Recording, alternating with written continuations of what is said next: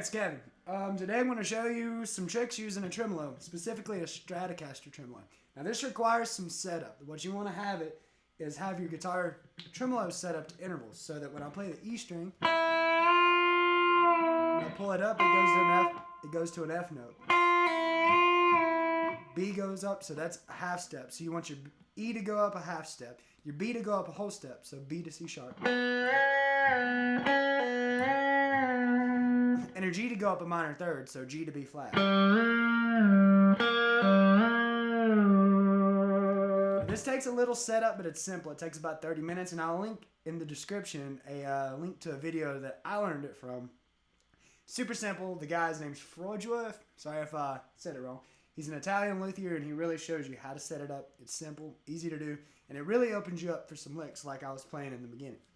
So basically, what you need to do is envision your guitar a little differently. You have to think about different chord shapes. You have to think about different positions. So to start with, we'll just go with the simple lick here. So since I know that my E string at the bottom goes up a half step, well, let's say this lick I played here a second ago. What I'm doing there is I'm targeting this B note. We're in E minor here, or G, either one. What I'm doing is targeting this B note.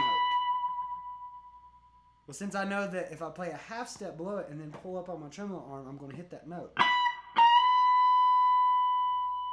So what you can do is a cool little pull off. So the lick without the tremolo would be B, G, F sharp. But since I'm pulling up, I can go to the B flat note, pull up, F sharp, which is a G, and release. And I like to finish it out by going down here to the D note on the B string, pulling it up to the E. What's really cool about right there is you can play the D and F sharp. So 15, 14. Pull it up together. So it's basically like going.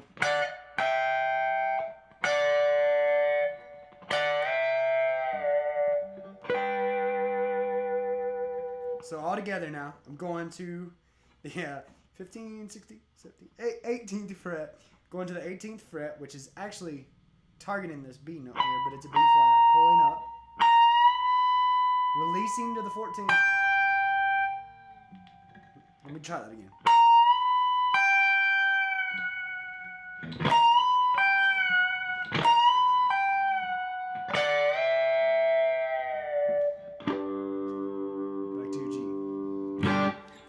So,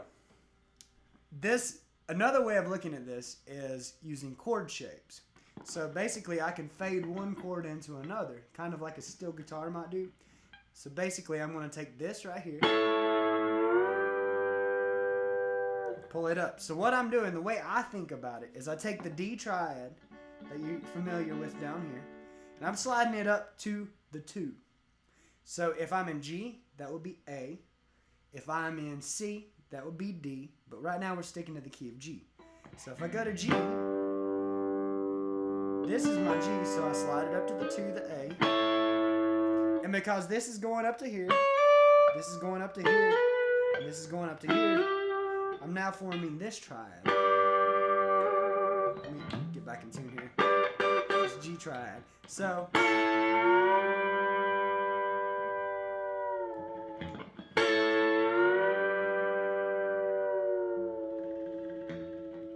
it's a cool little trick to fade chords. Say if you're playing a progression, it's like.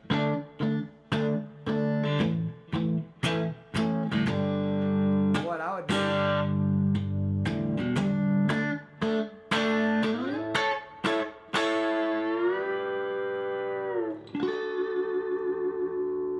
It's a neat little trick.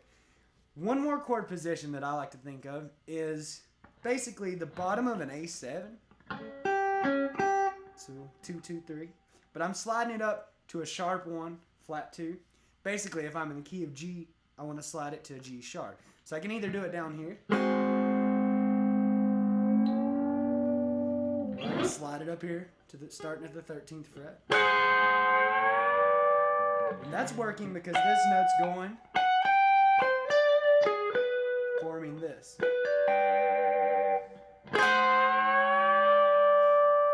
one gives you a little bit more of a discordian sound. But basically, I hope you take something out of this lesson. Basically saying, there's a lot you can do with a tremolo arm, just besides your typical shimmers, or your flutters, or diaphragms, or anything of that nature. There's a lot you can do to this. A good guitarist to look up is Verheyen. He's a great guitarist that uses this style a lot. So I hope you took something out of this. It's a little weird to try to explain, but basically, as long as you set up your guitar using the method that I linked to where you're using intervals. And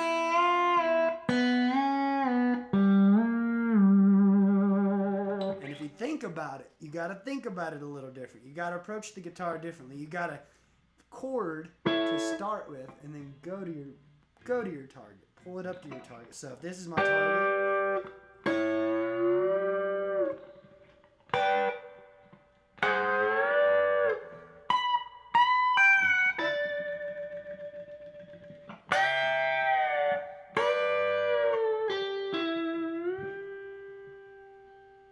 there's a whole world of possibilities there. I know this isn't the greatest lesson, but hopefully it can just open your mind to knowing there's more you can do with this. So, enjoy.